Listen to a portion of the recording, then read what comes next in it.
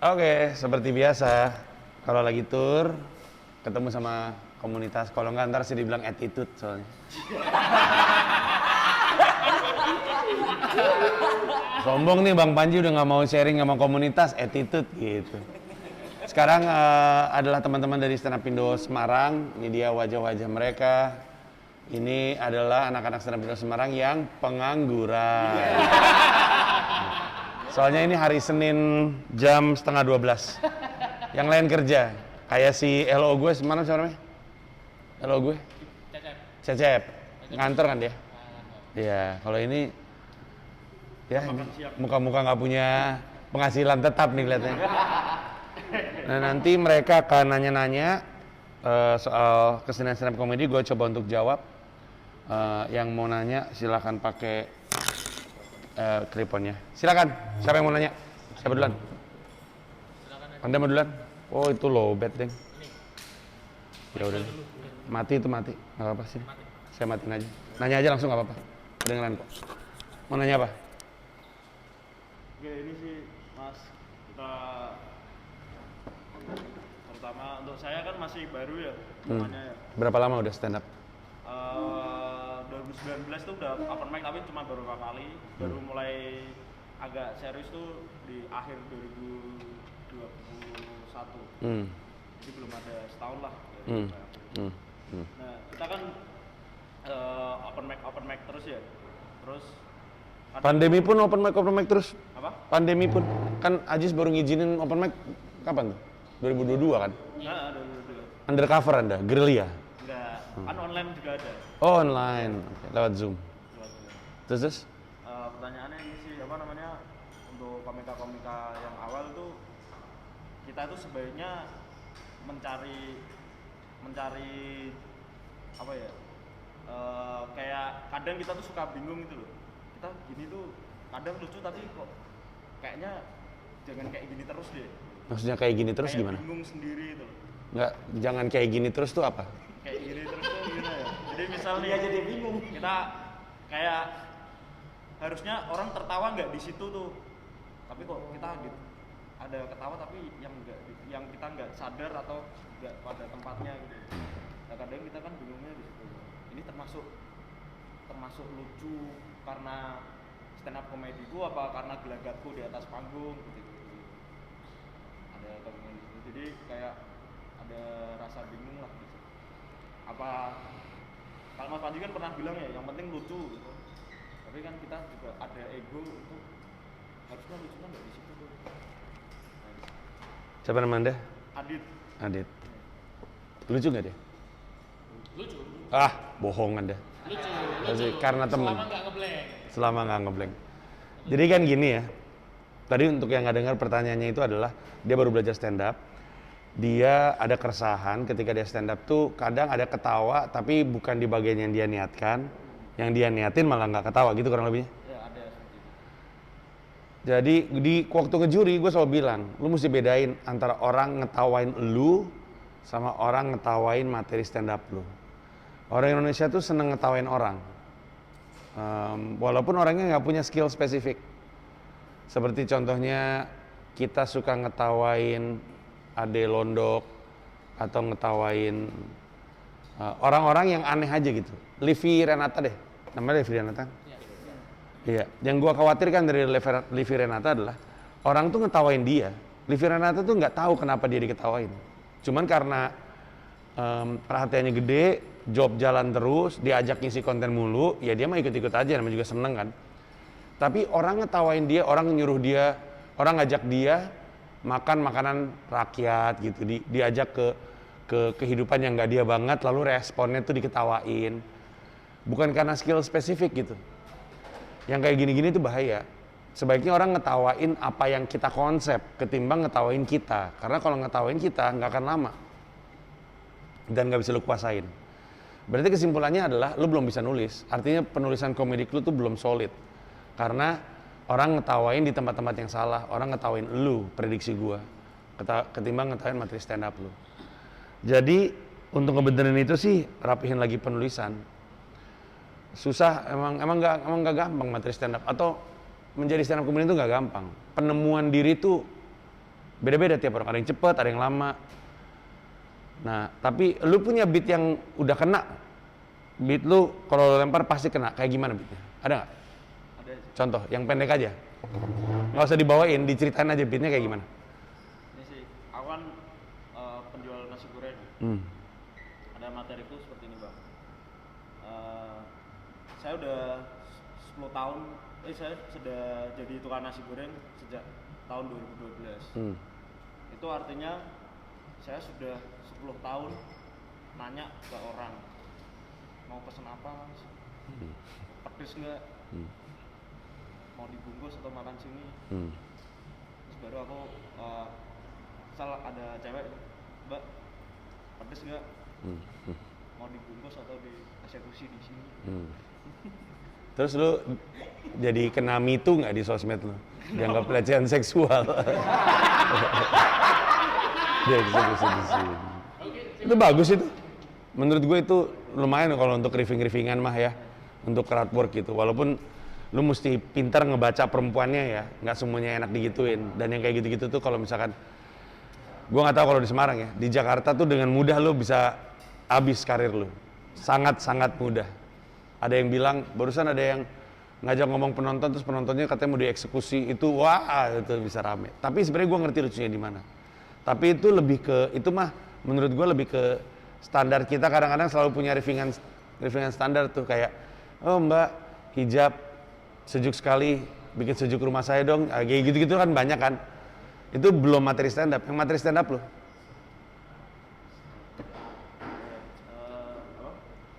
Yang ada kaitannya sama nasi goreng juga nggak apa-apa. Oh ya, ini sih aku suka membandingkan diriku sama teman-teman yang Kenapa? Terus? Misalnya aku ada teman yang dia udah jadi PNS tuh di umur yang aku sekarang, misalnya 25 tahun, dia usia 25 tahun tuh udah keterima jadi PNS.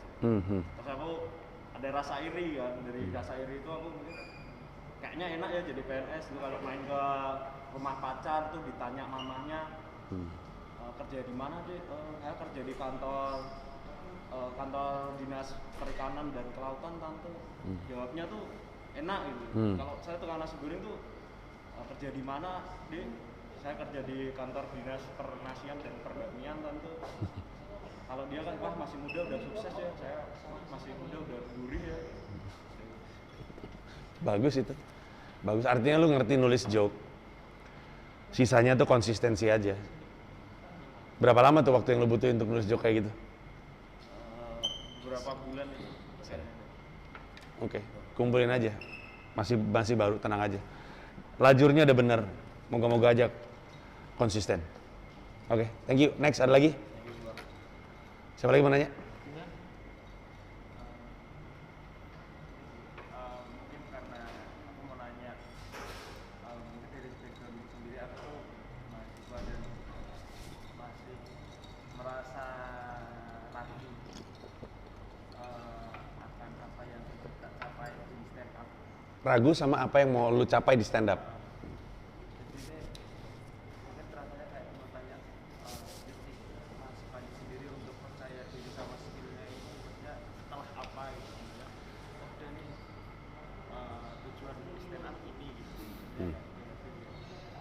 Oke, jadi lu berapa lama stand up? Nama lu siapa tadi? Bima. Berapa lama stand up? Hah?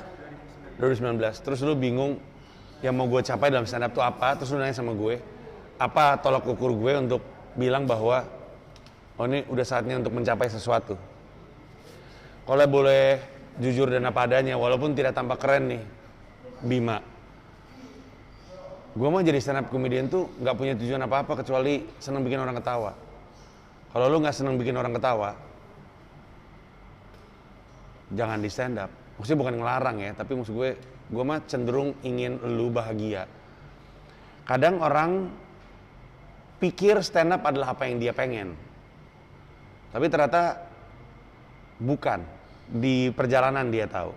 Ada banyak orang yang di komunitas lain juga gue selalu ngomong ini. Dia open mic, nggak lucu dan nggak masalah. Ada nggak di antara komunitas lo yang abis open mic turun, anyep dia nih, anyep, bener-bener anyep seanyepnya. Tapi nggak ada masalah, ngobrol aja gitu. Nggak ngeganggu pikirannya dia. Minggu depan di open mic pakai materi yang sama. Nggak pecah juga, anyep bahkan. Turun nggak kenapa-kenapa. Ada yang salah dengan orang itu. Kenapa? Karena kalau dia naik panggung pengen bikin orang ketawa, turun tuh harusnya keganggu pikirannya.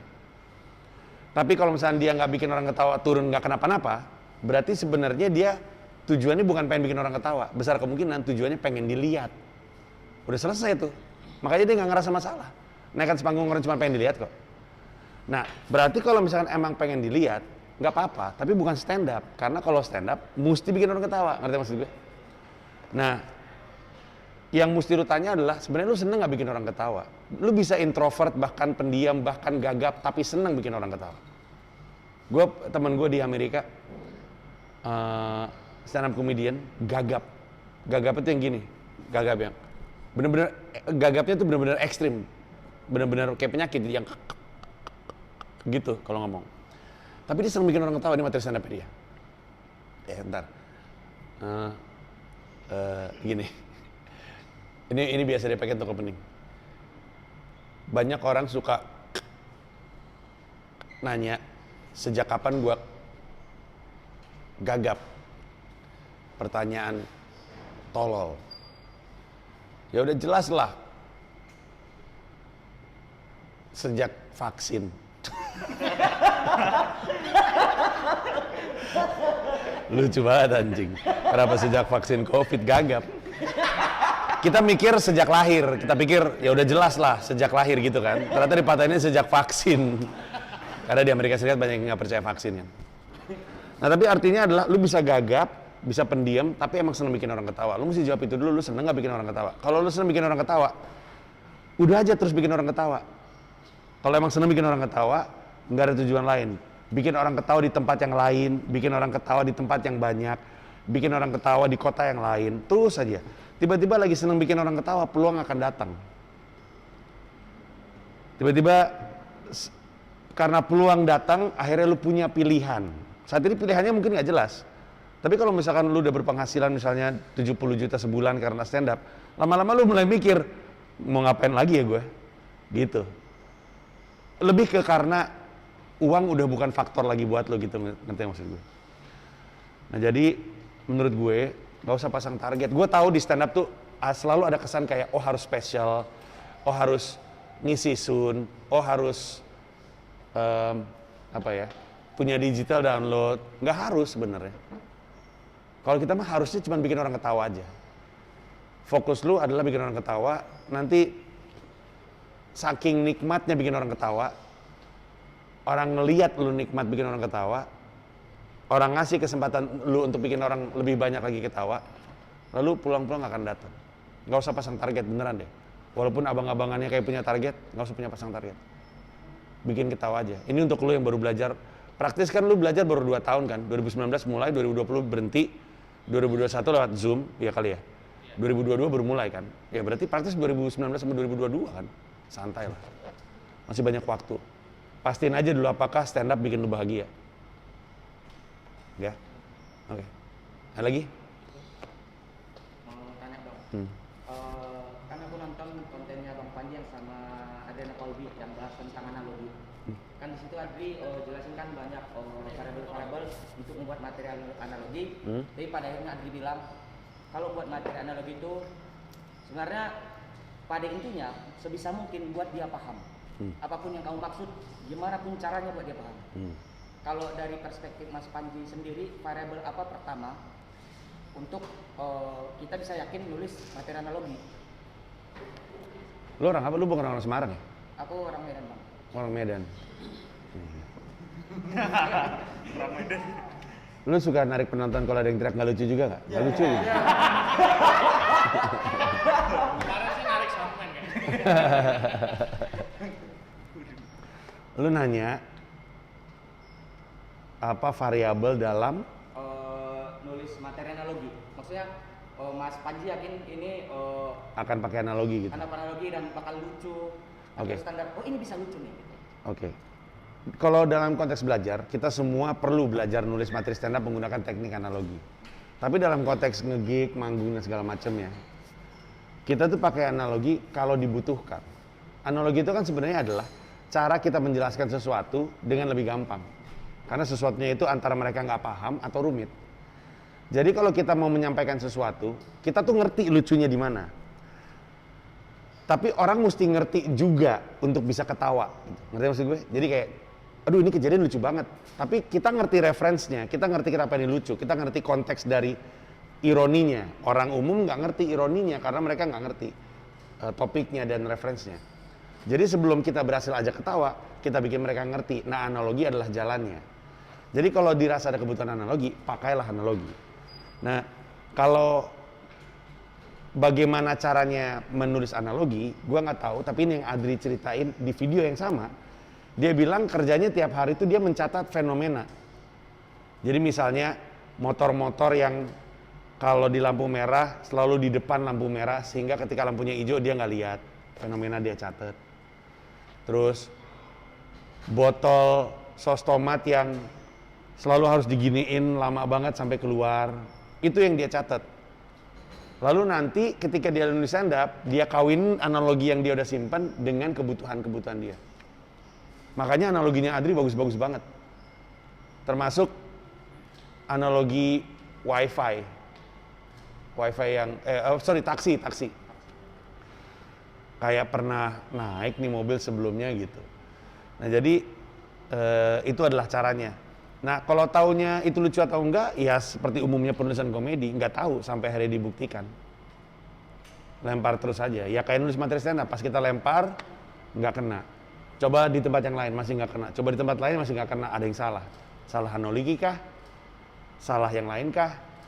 Coba analoginya tetap, punchline-nya gue ganti gitu misalnya. Atau analoginya tetap, tapi di dalam analogi itu ada sesuatu yang gue ubah. Coba terus gitu. Kalau nggak akan ketahuan. Yang berhak untuk bilang kita lucu itu penonton. Walaupun kalau kita nggak lucu, dia nggak berhak teriak-teriak kita nggak lucu. Iya. Yeah.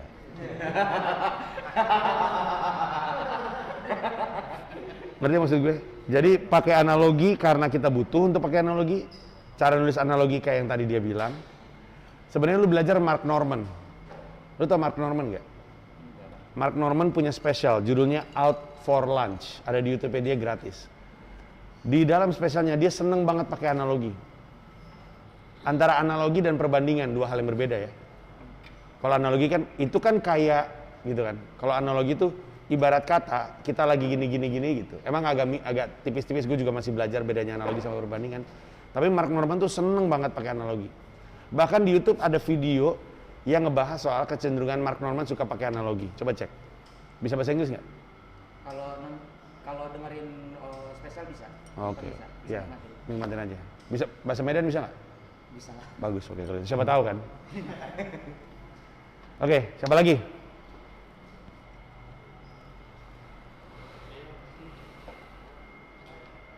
Banyak bro, nggak jawab bro, nggak usah mikir bro. Bebas apapun. Ya, silakan. Adi? Adi Bing?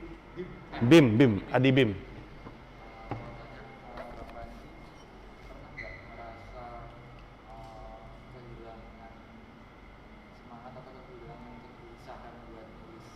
Kehilangan kegelisahan untuk nulis atau semangat. Kehilangan semangat untuk nulis atau kehilangan kayak belajar kesusahan gitu. Hmm. Saya mau nulis apa lagi? Kemarin sempat ngobrol sama beberapa teman-teman ada yang nggak ada apa kayak nggak ada semangat dan nggak ada kegelisahan buat nulis materi baru. Adi Bim ya. Nah, kalau nggak dengar karena mikrofon gue di sini. Adi Bim nanya, pernah nggak gue sampai di satu tahap di mana gue kehilangan keresahan, kehilangan semangat atau mentok untuk nulis komedi? Jawabannya pernah. Tapi nggak pernah gue pikirin karena gue tiap hari nulis. Disiplin itu adalah cara untuk ngelawan yang kayak gitu-gitu. Nggak punya keresahan nggak apa-apa. Kalau lu nggak punya keresahan, tapi lu diwajibin untuk nulis materi stand up sekali satu, kalau nggak lu dipenggal, lu pasti nulis juga kan? Bener nggak gue? Iya kan? Lu kan nyari-nyari cara kan? Iya, sama gue juga gitu. Gue kalau bener-bener nggak tahu apa yang mau dibahas, walaupun jarang sih, lebih sering kepikiran sesuatu nyatet gitu. Tapi kalaupun bener-bener nggak tahu apa yang mau dibahas, biasanya gue main saking titik-titik itu permainan standar gue tuh. Misalkan hotel, saking sepinya hotel ini, indera cahaya nelen ludah kedengeran. Udah itu kan beat. Saking titik-titik. Iya, main hiperbola betul. Udah aja, dapat gue satu. Hari ini udah gue catat tuh, satu hari satu beat. Nggak mesti lucu, tapi lu nulis. Karena ide itu dikumpulin. Jangan dipikirin hanya pas dibutuhin. Mentok pasti. Ayo kita mikir yuk, apa ya gitu. Ayo, brainstorming, nggak ada. Pas lu kepikiran, lu catat. Dikumpulin aja idenya. Nanti ketika dibutuhin, lu buka catatannya. Terus banyak gitu. Ini di sini gue ada banyak, ada file, isinya cuman judul-judul yang menurut gue bisa jadi nama acara. Gue catat aja. Sehingga kapan-kapan gue lempar. Udah ada gitu. Nah makanya dalam semangat ide itu dikumpulin, bukan dipikirin ketika dibutuhin, gue nulis setiap hari. Nah kalau gue nulis setiap hari, udah nggak relevan lagi masalah, nggak ada keresahan. Orang harus nulis kok. Nanti ketika udah banyak, pilihlah. Itulah alasan spesial saya ada 10. 9 deh, bentar lagi mau keluar 10 crowdwork special. 9. Kenapa Panji spesial 9? Karena Panji ngumpulin ide. Idenya nggak dipikirin pas mau bikin spesial. Kejawab? Next. Ya. Jadi salah nggak ketika saya kan ke Nama. Cahya. Cahyo. Cahyo. Cahyo. Basuki Cahyo Purnama. Basuki Cahaya Purnama. Apa? Apa?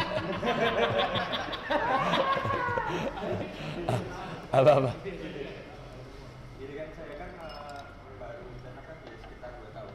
Ya. Dari 2020 Ya. sampai sekarang.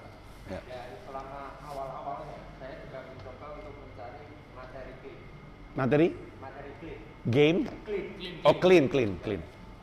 Dengernya game. Ketika tahun-tahun awal ini saya mencoba materi yang kan katanya harus dekat pada kita. Dan saya mencoba memakai materi yang dekat sama saya. Dan saya seorang Katolik.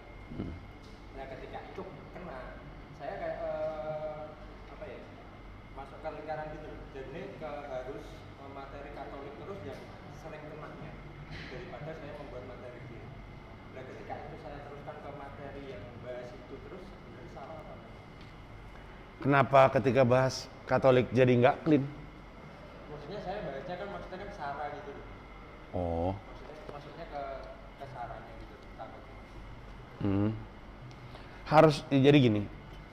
Kalau lu nggak bisa berhenti nulis tentang Katolik, berarti kan keresahannya di situ. Itu kayak umumnya komika-komika Indonesia tuh umumnya ya. Itu pasti ada materi tentang praktek beragama Islam. Habis itu bagian dari kehidupannya dia sehari-hari.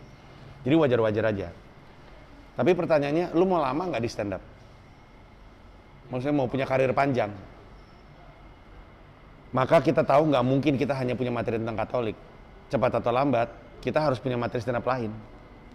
Jadi kalau misalnya lu mau ngulik soal Katolik, ngulik aja sampai habis. Tapi lu harus punya kesadaran bahwa kelak gua akan nulis materi stand up tentang sesuatu yang kaitannya nggak ada hubungannya sama Katolik dan harus sama lucunya. Masa mau bikin spesial cuman 20 menit Katolik sisanya anyep? Kan nggak enak kan? Nggak ada yang mau beli tiket lagi selanjutnya. Jadi terserah aja. Namanya juga creative juice-nya lagi ada, keluar terus. Gue juga tadi gue bilang kan gue nulis setiap hari.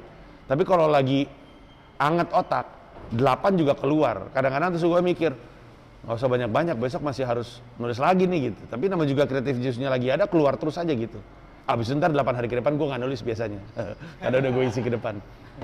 Tapi keluarin aja. Tapi lo harus punya kesadaran bahwa gue akan nulis materi stand up yang gak ada hubungan sama Katolik dan mesti tetap lucu. Asal itu ada dalam kesadaran lo, gak masalah.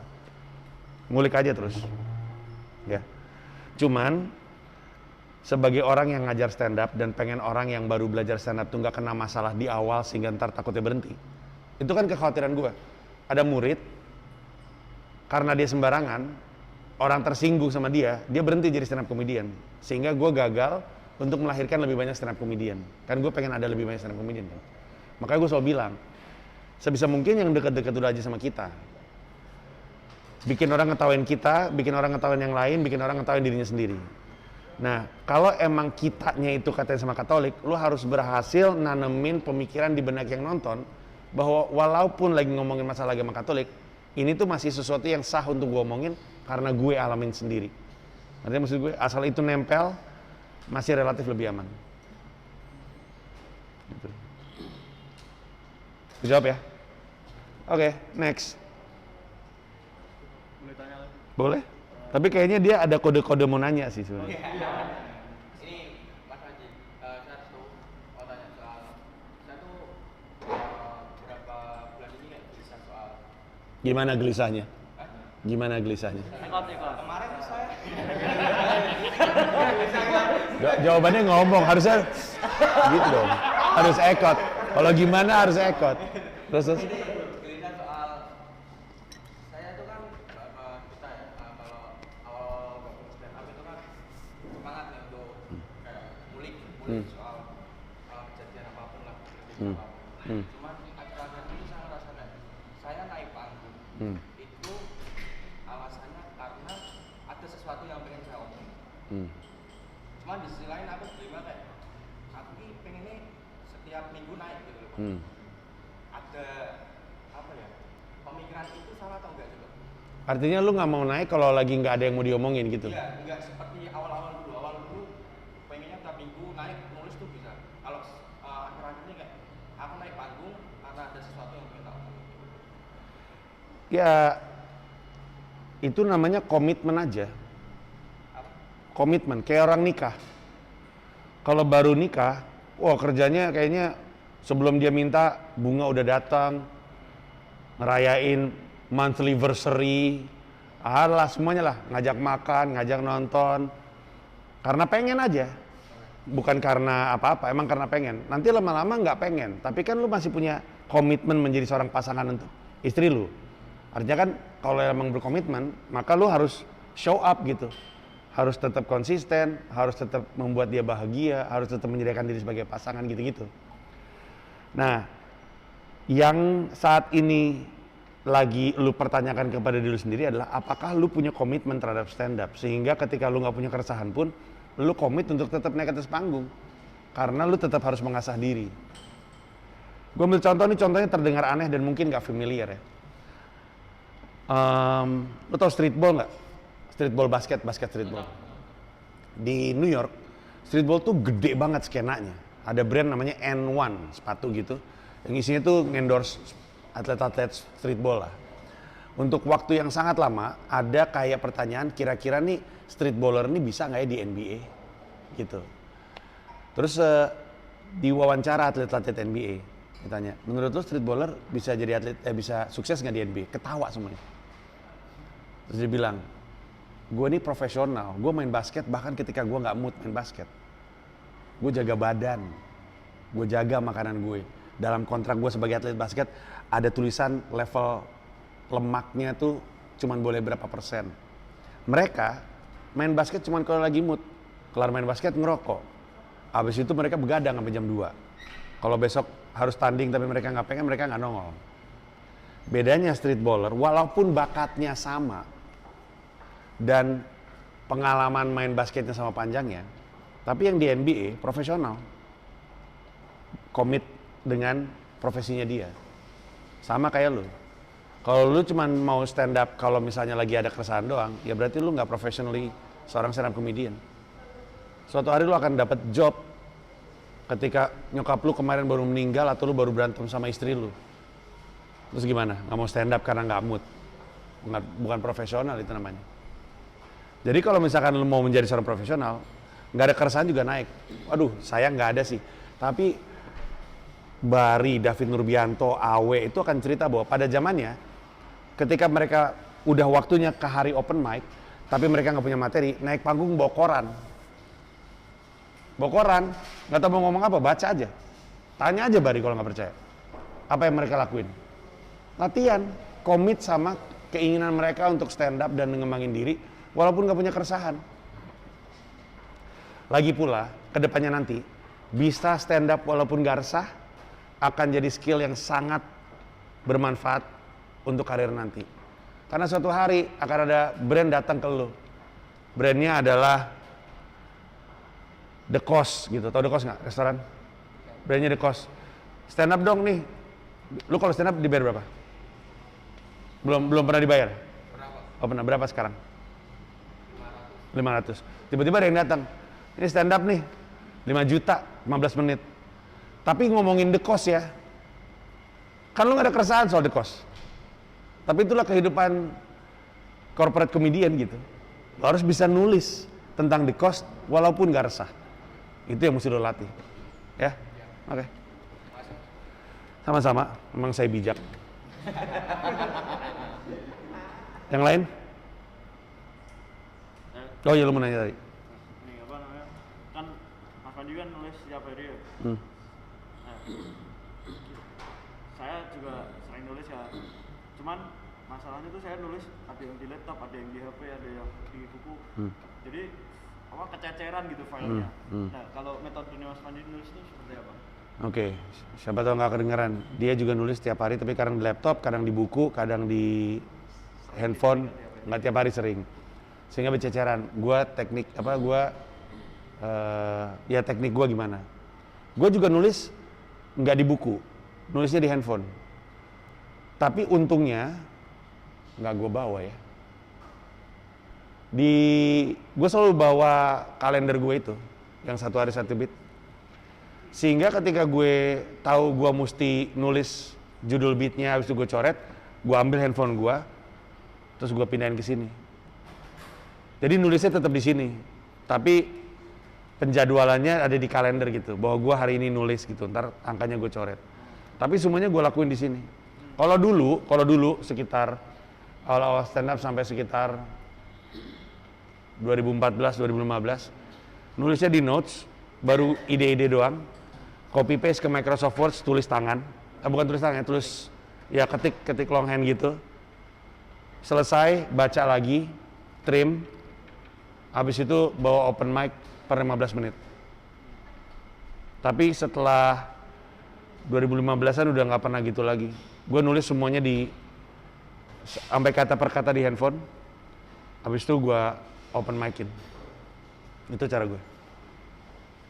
Cukup menjawab, terserah lu mau di mana-mana juga nggak apa-apa. Yang penting ketika dibutuhkan lu tahu kemana mesti ngakses. Ya itu problemnya. Kececeran kita nyari kayaknya pernah nulis ini tapi dicari nggak ketemu-ketemu. Ya yang benda yang paling nempel sama lu apa? Handphone, laptop atau buku catatan? Ya udah pindahin aja ke handphone. Ini masalah kebiasaan doang. Biasain aja di handphone. Ya. Ya. Masih. Sama-sama. Ada lagi yang mau nanya?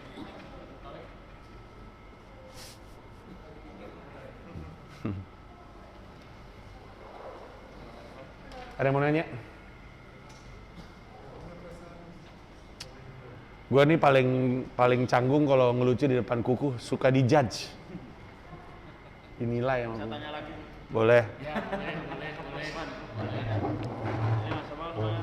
Kan saya open mic nih, misal nulis. Tapi saya tuh ada problem tuh setlistnya tuh sering lupa saya. Jadi kalau udah tahu habis ini. Jadi misal tak bikin poin nih. Nah, kadang tuh udah tak bikin poin tapi tetap lupa. Misal ada 3 poin.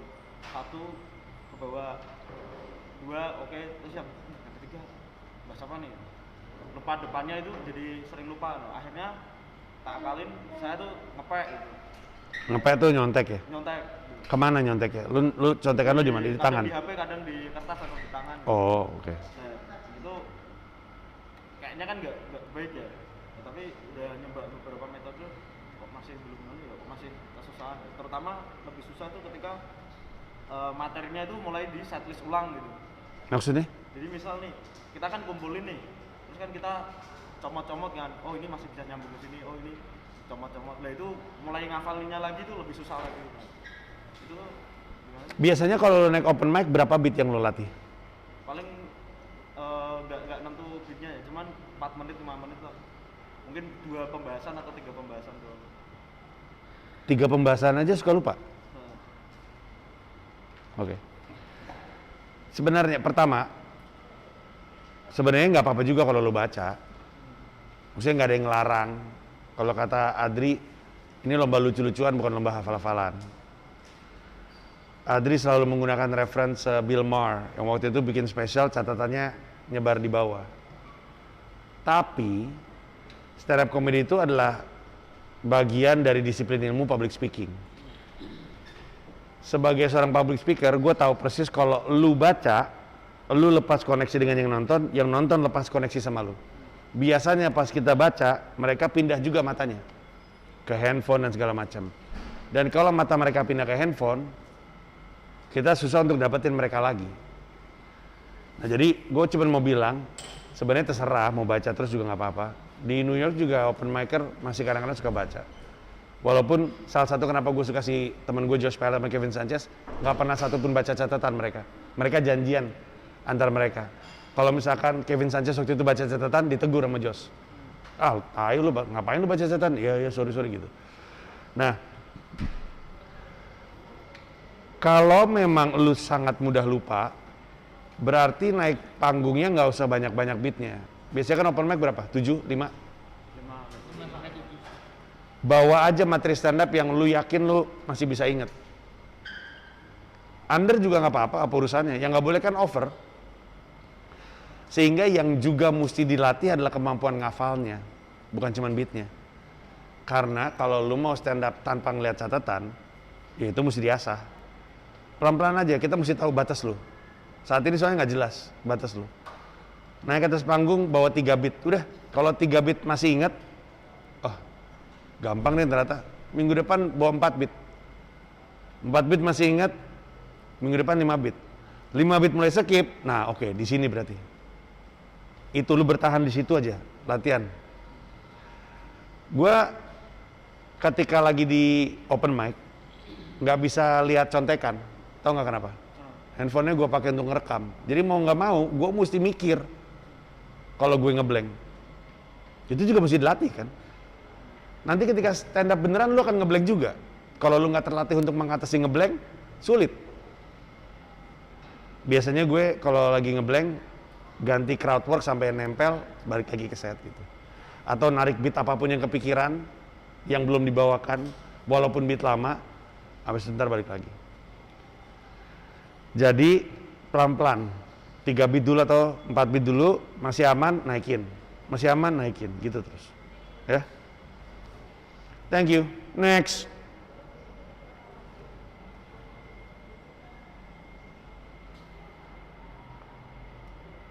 Bebas, siapapun.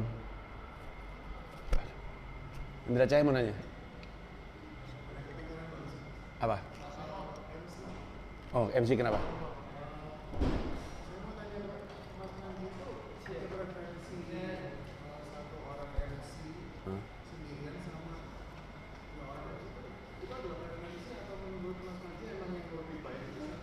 Untuk open mic? Oh.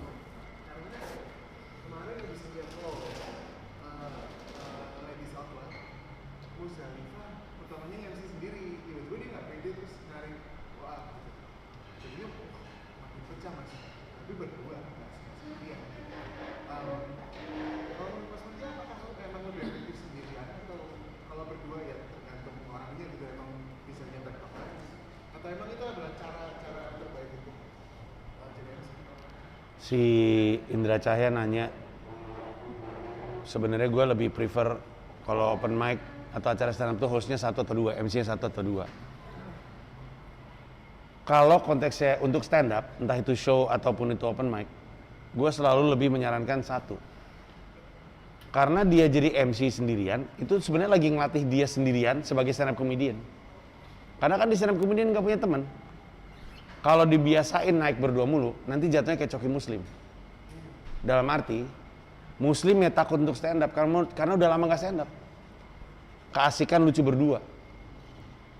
Kalau dia nggak pengen jadi stand up comedian, bukan Muslim atau siapapun nih di antara komunitas ini, emang nggak pengen jadi stand up comedian, cuma pengen MC, ya nggak apa-apa. Tapi kalau masih ada aspirasi jadi stand up comedian, biasain bisa nge-MC sendiri.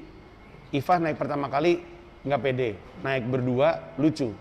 Kalau gara-gara naik berdua lucu, minggu depannya dia jadi berdua mulu, gagal dia untuk menggunakan kesempatan itu sebagai kesempatan belajar stand up. Karena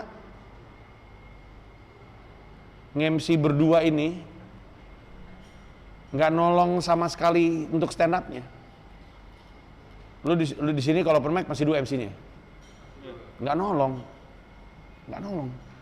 Kalau lu pengen jadi stand up comedian, di Amerika Serikat selalu 1 orang. Selalu. Biasanya selalu dia naik, dia ngelempar jok. Oke, makasih. Sekarang kita mulai. Panggil 1, abis ntar dia naik, dia rata-rata tuh selalu ngomentarin komika sebelumnya. Itu cara dia juga. Cara dia untuk belajar. Nah jadi kalau lu terus-terusan berdua, lu menyelamatkan masalah MC-nya seru, tapi nggak menyelamatkan kemampuan belajar stand up-nya. Ya lu mau jadi stand up comedian, ya kalau mau ya mesti nyari cara gitu. Di sisi lain, nge-MC berdua tuh mudah sekali untuk asik sendiri. Penontonnya nggak connect karena 2 orang ini nggak lucu, sendiri nggak lucu, berdua dia pikir lucu, enggak, masih nggak lucu, cuman rame aja, nggak berhasil connect sama penonton, dia nggak berhasil, ini 2 orang nih nggak punya skill sendiri-sendiri yang lucu, nge-MC berdua, orangnya penontonnya nggak connect, akhirnya connect-nya ke satu sama lain, akhirnya lepas, tetap seru di mata komunitas, tapi penontonnya nggak ngerasa connect. Bisa jadi connect juga, kayak Rais sama Ilham tuh kalau nge-MC berdua mereka bisa tuh connect sama penontonnya. Tapi di banyak komunitas ketika open mic itu nggak terjadi. Gue lihat sendiri orang gue masih rajin open mic. Plus Rais sama Ilham masih rajin stand up sendiri, masih rajin open mic. Nanti akan jadi masalah nih ketika di komunitas nih maunya nge-MC doang, tapi nggak pernah ikutan open mic. Ya udah, hilang skill stand up-nya. Gitu ya. Lu mau nanya ya? Resah soalnya, muka lu gini. Sambil gue jelasin. Apa mau nanya apa? Nama gue Faisal.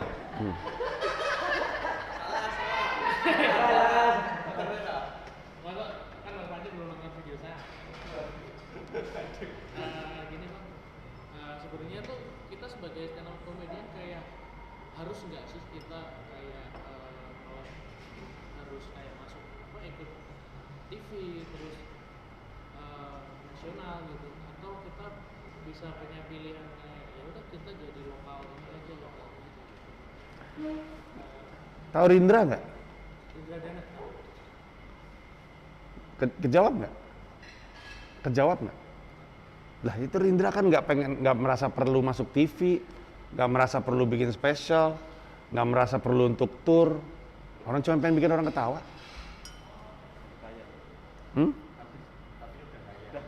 Betul, tapi kan orang kaya bisa jatuh miskin. Nggak, tapi kalau kita tutup pembahasannya hanya di stand up, dia ngerasa cukup untuk gitu-gitu aja. Yaudah kalau misalkan lu ngerasa dia nggak cocok karena nggak realistis gitu ya, kayak ya gue kalau segitu-segitu aja gue nggak bisa makan, ya kita bisa coba cari yang lain. Siapa kira-kira yang pasarnya segitu-segitu aja dan baik-baik aja? Dono, ya. Tapi Dono panggung nasionalnya juga, podcastnya dia gede yang di Noise. Tapi gini sih, hanya karena lu nggak pengen terkenal se-Indonesia, bukan berarti lu nggak bisa hidup dari stand up. Bisa, itu mah 2 urusan yang berbeda. Fokus di lucu aja dulu, habis itu ntar kita mikirin gimana caranya bisa laku. Jualan barang yang peminatnya dikit tuh gampang, anggap aja eksklusif. Tapi seperti yang tadi gue bilang, nggak ada keharusan dalam stand up. Kalau lu cuma pengen bikin orang ketawa, terus lu bilang, gue cuma pengen bikin orang ketawa, gue nggak pengen duit banyak banget, gue nggak pengen keluar negeri untuk ini, ya nggak apa-apa juga. Kayak seni aja. Ada seniman namanya Tisna Sanjaya. Pernah denger nggak? Persis, dia nggak ngerasa pengen terkenal juga. Kalau Nyoman Nuarte pernah dengar? Nah yaudah, ada yang merasa penting untuk bisa punya nama di level nasional. Ada yang ngerasa nggak penting. Masalah makmur mah, atau masalah ada duit atau enggak, gimana gaya hidup. Jadi nggak ada patokan. Lu mau nggak masuk suca, nggak bikin spesial, cuman mau di Semarang aja nggak apa-apa, bebas. Masalah nyari duit dari stand up-nya, nah itu adalah dua hal yang berbeda. Karena bisa ngelawak dan bisa hidup dari lawak adalah dua hal yang berbeda sama sekali. Sama kayak bisa bikin kopi sama bisa bikin kafe. Beda kan? Lu bisa bikin kopi enak, belum tentu bisa bikin kafe. Bikin kafe mah ada urusannya sama sewa bangunan, bayar listrik, HRD, marketing, udah gak ada hubungannya sama kopi lagi. Makanya gue bilang, gue bisa tur dunia kan juga bukan karena gue paling lucu. Tapi karena gue tahu gimana caranya ngebangun karir, memasarkan diri, dan segala macam ya. Hal-hal yang gak ada hubungannya sama stand up. Gitu. Kejawab gak? Ada lagi? Saya lagi. Nggak apa-apa. Nih apa namanya? Kalau misalnya saya tuh ditawari misal kerja stand up misi segini ditawari. Tapi aku merasa belum bisa menerima yang berbayar gitu. Jadi masih ada beban, masih terbebani lah, maksudnya aku belum bisa nih. Apa aja maksudnya aku merasa tuh harus nunggu diriku untuk merasa kayaknya udah siap nih maksudnya nerima yang kecil-kecil dulu. Tapi untuk saat ini tuh belum ya. Tapi kadang juga dikasih tahu itu kesempatan gini-gini. Nah itu sikapku tuh harusnya seperti apa? Ambil aja atau nunggu emang gitu? Nggak apa-apa, nunggu aja. Apa tuh cerita legendaris Chris Rock tuh 6 tahun baru mau masuk TV. Untuk baru mau nongol di TV di acara Tonight Show gitu. Bukan Vincent Desta ya, Tonight Show Amerika. Karena dia bilang gue pengen ready. Seinfeld juga. Gue cuman mau masuk ke late night yang ada di Amerika Serikat kalau gue punya set solid 1 jam. 1 jam. Karena dia takut dia manggung di The Tonight Show with Johnny Carson, pecah, diundang lagi nggak punya materi solid, sehingga ketika kedua kali masuk TV nggak lucu, akhirnya panggilan nggak ada lagi. Di Amerika Serikat ada juga nama kayak gitu, soalnya kejadian kayak gitu. Di kantornya Jerry Seinfeld ada foto komika yang tadi gue maksud, komika yang terlalu cepat masuk TV, sehingga ketika dipanggil di tempat lain materinya nggak sama solidnya, TV-nya kecewa, reputasinya jadi buruk, nggak dipanggil lagi. Walaupun sebenarnya realisasinya adalah kalau toh TV nggak manggil lagi, ya udah gerilya aja di over kan sebenarnya ya. Tapi dulu di era 70-an akhir 80-an awal, stand up comedy itu kesenian yang sangat bergantung sama gatekeeper, orang-orang yang punya hak untuk bilang dia boleh manggung, dia nggak boleh manggung. Nah jadi kalau misalnya lu nggak siap, jangan ambil. Orang lain sih bacotnya gede, ambil dong ini kesempatan. Ah tai lu, kalau gua nggak lucu ntar gue yang salah ini. Ya udah. Kejebaknya ternyata bukannya. Ketawa mereka ternyata. Bajingan. Soalnya kalau kita nggak lucu, kita yang nggak dipanggil lagi nih gitu kan. Ya udah sabar aja. Ayo dong tolongin dong, nggak ada komika lain. Bukan urusan gue itu mah. Bukannya gue nggak pengen bantu. Gue pengen berkepanjangan. Iya sabar dulu aja sampai lu bilang oke, ya udah. Gue juga tahun 2010 kan gue mulai stand up. Gue nggak langsung ngambil gig, gue ngisi acara-acara amal. Nah itu acara-acara amal tuh. Hah? Meskipun Mas Paji ada tawaran pada saat itu. Ada tawaran. Gue lebih memilih untuk ngambil acara-acara amal karena penontonnya bener, nggak ada open mic waktu itu kan, penontonnya bener, nggak ada beban duit, anyap juga sih tetap ngebom, tapi ya udah gue ambil kesempatannya, sampai akhirnya gue ngerasa ya udah sekarang waktunya gitu. Prinsipnya tuh kayak suci. Kalau lu nggak ngerasa matang, jangan dulu ikutan. Setengah matang pun jangan dulu ikutan. Kadang-kadang gue suka ngekat orang yang menurut gue lucu, tapi gue prediksi kayaknya sini seminggu 2 minggu keluar. Buat apa gue lolosin? Buat apa gue lolosin orang yang gue tahu seminggu doang? Mending gue diemin. Tahun depan balik lagi dah. Lebih solid, dia bisa mungkin sampai 5 besar, ya kan? Sabar aja. Masih panjang hidup tuh, kalau belum dicabut sama Allah mah nyawanya. Sepanjang. Apalagi? Bang, Ya. Saya sharing bang dari Bali. Bagus. Bagus. Mana nggak mirip lagi? Kok berani? Kok berani ngaku jering? Tadi ngaku jering, geng. Seno komen bang dari Semarang bang. Siap. Tanggapan soal ganja legal di Thailand bang.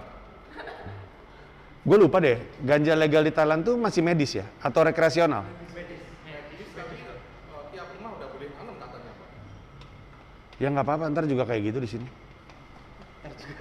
Iya, nggak sekarang. Mas Eno tidak mau tanya-tanya soal sekarang. Oh ini pembukaannya dulu mas. Ice breaking katanya. Terus? Puncak, ini khususnya di industri ya bang. Puncak kesuksesan seorang komika di industri itu seperti apa sih bang? Industri stand up atau industri hiburan? Stand up sendiri bang. Itu puncaknya seperti apa seperti bang Panji ini punya banyak event. Seperti apa? Pertama-tama ya, kalau boleh jujur. Nama lu siapa? Seno. Kalau boleh jujur, stand up comedy belum jadi industri. Justru itu yang lagi Comika usahakan kan. Kami ini lagi ngebangun industri. Dengan punya unit bisnis yang sebenarnya nggak ada duitnya, tapi dibutuhkan demi industrinya ada. Nah jadi kalau pertanyaannya sukses di industri stand up comedy itu apa? Gue juga bingung jawabnya, karena nggak ada patokannya. Tapi gue berasumsi sukses di industri stand up comedy itu berarti gini, dari gue berarti dia udah bisa hidup nyaman dari stand up aja. Udah segitu aja. Walaupun harus gue akuin, makanya tadi gue ragu, tiap orang sukses kan beda-beda ya. Beda-beda. Ada yang bilang, oh gue sukses walaupun duit tipis-tipis, tapi gue udah mendunia gitu misalnya. Ada yang ngerasa sukses duitnya banyak karena stand up. Tadi gue bilang bisa hidup nyaman. Udah hidup nyaman aja, nyaman gitu. Kalau mau beli sesuatu ada, kekurangan juga enggak. Tapi hanya dari stand up. Susah loh itu. Kalau udah bisa kayak gitu, ya udah.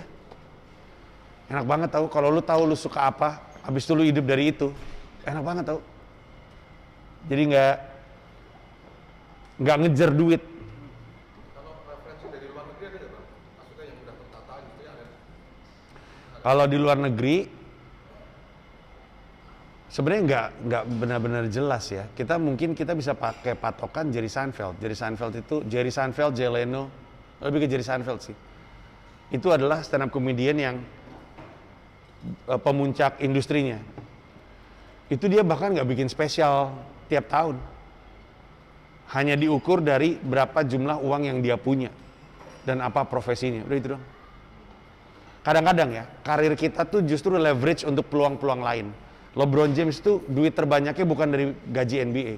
Cristiano Ronaldo duit terbanyaknya itu bukan dari main sepak bola untuk tim tolol bernama Manchester United.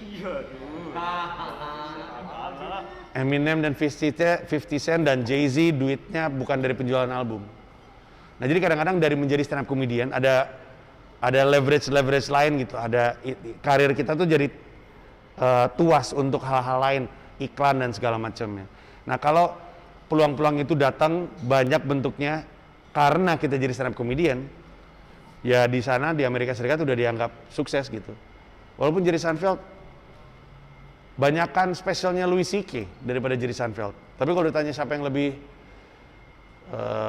legendaris ya, lebih sukses bahkan, Jerry Seinfeld. Duit lebih banyak. Gitu. Tapi kalau kita ke sana terus kita tanya satu persatu, apa sih di industri stand up comedy Amerika yang udah mature, apa sih tolok ukur kesuksesan? Nggak ada yang bisa jawab juga. Karena mereka mah apa ya, pengen stand up doang aja gitu. Kejawab, Seno? Ya, jangan anti vaksin ya, Seno. 6 menit lagi. Titik balik Mas Panji Mas. Dan maksudnya dari dulu kan, ini kan kita nggak tahu nih cerita-cerita Mas Panji di balik. Kita taunya bagus-bagusnya, terus titik balik Mas Panji sing bener-bener buat Mas sampai sekarang bisa set gitu terus itu maksudnya. Titik baliknya apa? Ya, maksudnya balik Mas Panji terus bisa di stand up terus. Jadi maksudnya dulu kan pasti pernah ada cerita-cerita sing kita nggak tahu mungkin maksudnya susahnya atau ngatur cara dan keluarga atau gimana itu? Apakah bisa diceritakan?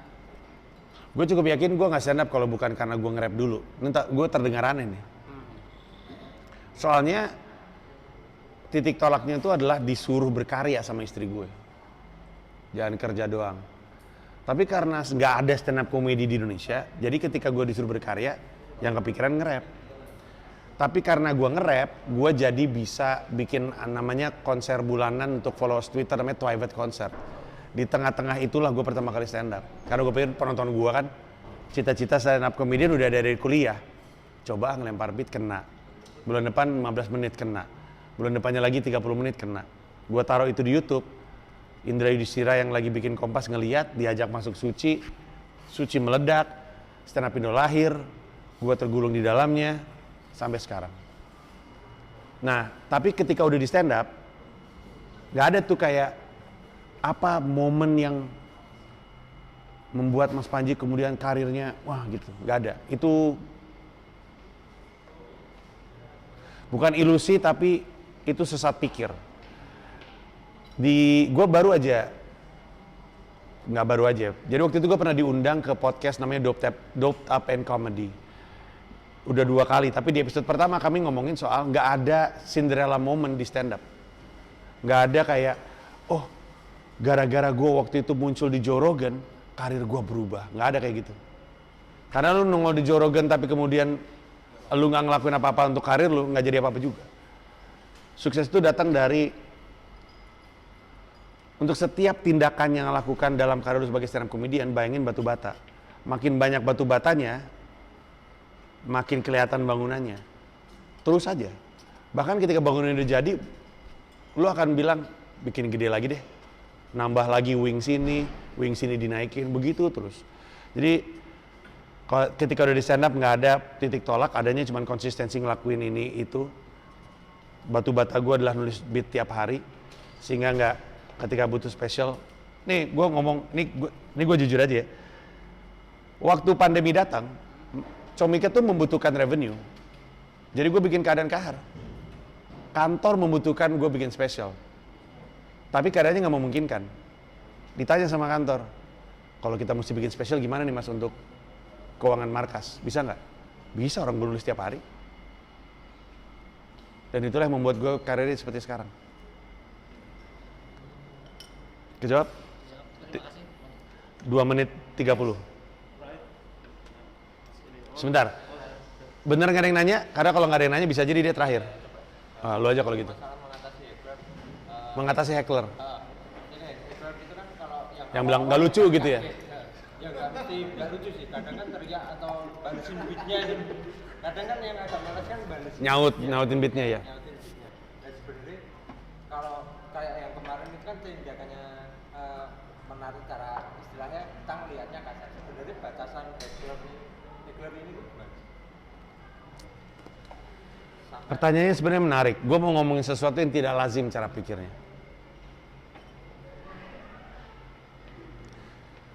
Sesuatu itu disebut heckler oleh si komika kalau komikanya terganggu. Kalau komikanya nggak terganggu sama teriakan apapun, bukan heckling di mata dia. Paham maksud gue? Gue kalau stand up, kadang penonton nggak gue tanya itu suka nyaut sendiri, tapi nggak pernah gue anggap sebagai heckling. Emang lagi pengen ngajak ngobrol aja. Cuman karena gue udah sering public speaking, gue tahu mana yang emang beneran pengen ngobrol, mana yang nyari perhatian, banyak tuh. Yang nyari perhatian nggak gue tanggepin, yang emang pengen ngobrol gue ramahin. Gue waktu itu pernah lagi di Munchen, lagi stand up. Terus tiba-tiba ada ibu-ibu, sepanjang gue stand up, that's right. That's true. Yes. Gitu, sepanjang gue stand up. Nggak niat heckling. Cuman kayak ibu-ibu di gereja gitu. Tahu gak lo? Pastor lagi ngomong, haleluya. Gitu-gitu. Tiap kali gue ngomong tuh dia langsungnya, that's right. Nice. So true. Gitu-gitu. Nah, komika lain mungkin akan terganggu. Ini ibu cuman pengen ngerespon aja gitu. Nah, jadi kalau komikanya naik atas panggung, secure dengan dirinya sendiri, jangan deh nanti orang tersinggung. Tapi kalau naik atas panggung, kemudian dia nggak akan khawatir ketika orang nyaut, nggak ada heckler dalam hidupnya. di panggung. Cuman aspek aja. Nah, menurut gue pendekatan itu paling menarik justru. Pendekatan untuk tidak ngerasa secara emosi terganggu sama orang nyaut-nyaut. Soalnya Indonesia tuh kultur komedinya, kultur pertunjukannya, nggak ada batasan antara yang manggung dengan yang nonton. Coba perhatiin, ngelebur. Betawi aja selalu ada saut-sautan, tari kecap, bukan tari kecap ya. Itu di tengah, mob juga melingkar. Mob itu antara yang nonton sama yang lempar jok itu, siwar orang ngelingkar semuanya gitu. Jadi dari dulu tuh kesenian pertunjukan Indonesia tuh banyak yang tanpa panggung. Panggung itu dibawa sama orang barat, nonton ke sebelah sini. Yang manggung soalnya di sebelah sini. Kalau kita tuh yang manggung sama yang nonton tuh gabung. Nah itu tuh nempel di benak orang, sehingga orang Indonesia tuh sering banget pengen jadi bagian dari pertunjukan. Sehingga ketika mereka nyaut, tidak serta-merta lagi pengen jatuhin kita. Bisa jadi, emang pengen jatuhin bisa jadi. Tapi seringkali nggak gitu. Cuman komikanya sensitif gitu, nggak siap. Sehingga dianggap sebagai gangguan. Tapi, asumsikan lu lagi ngomongin soal heckling yang ngeganggu.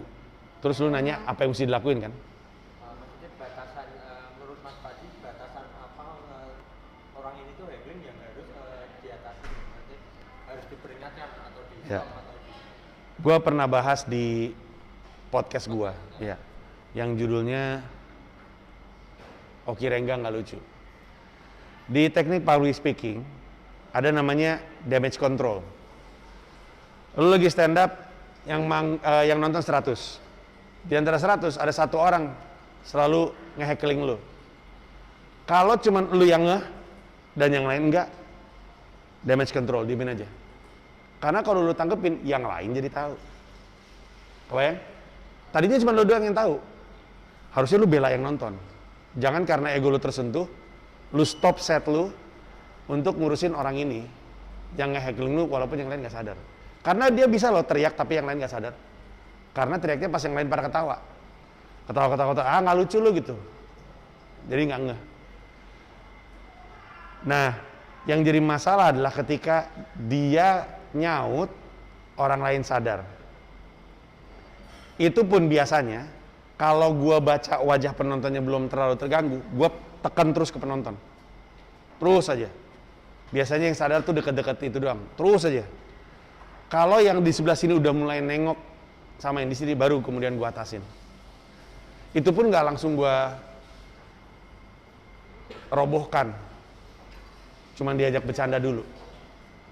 Tapi kalau misalnya makin kurang ajar, ya udah dirobohin. Secara komedik maksud gue. Udah dirobohin secara komedik masih nyaut, biasanya mabok, usir. Justru yang terjadi. Nah itu level-levelnya. Aman? Atau ada lagi lanjutan? Kalau yang tadi mau dijelasin Mas Pandi itu dari sisi mana? Maksudnya? Yang tadi kan Mas Pandi kan sempat mau jelasin sesuatu, cuman kan aku jelasin yang aku ketahui. Iya enggak, gue mau ngomong bahwa bisa aja kita nggak ngerasa semua saut-sautan dari penonton itu sebuah gangguan.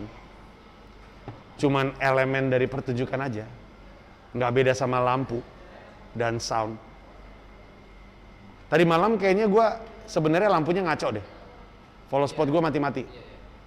Ya kan? Itu gangguan tuh. Sama kayak heckling.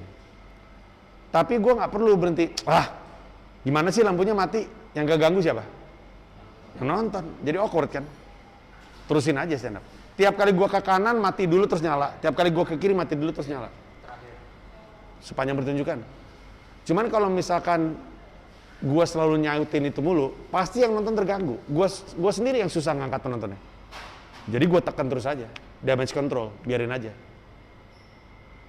Kalau gue nggak menganggap itu sebuah gangguan, kayaknya nanti penonton juga akan ngerasa kayaknya bukan gangguan gitu. Orang pernah matinya lama kok, waktu gue geser ke kanan mati lama 1, 2, 3, gue nggak hening, nggak ngelihat bahkan, masih terus ngobrol. Penonton jadi nggak mempermasalahkan, karena mereka ngelihat gue nggak mempermasalahkan. Setelah itu, baru mungkin kalau perlu diadres. Tapi gue curiga itu emang masalah teknis, emang alatnya yang ngaco. Ya mau gimana lagi, mau gue evaluasi juga, ya namanya juga alatnya rusak. Ya Ben ya? Follow spot mati-mati itu kayaknya emang barangnya jelek. Alatnya sama operatornya. Operatornya kenapa? Ngantuk. Oh. Jadi telat. Berarti gua tidak berhasil bikin dia ketawa. Salah saya. Tetap salah saya. Kalau gue lucu banget pasti melek dia. Oke, makasih banyak semuanya udah ikutan. Maaf waktunya nggak panjang, gue masih capek. Plus udah waktunya makan siang. Kalau ada kesempatan kesini lagi, walaupun terakhir kali gue kesini 10 tahun yang lalu, tapi kalau ada kesempatan lagi, nanti kita sharing lagi. Thank you ya, makasih banyak semuanya. Thank you.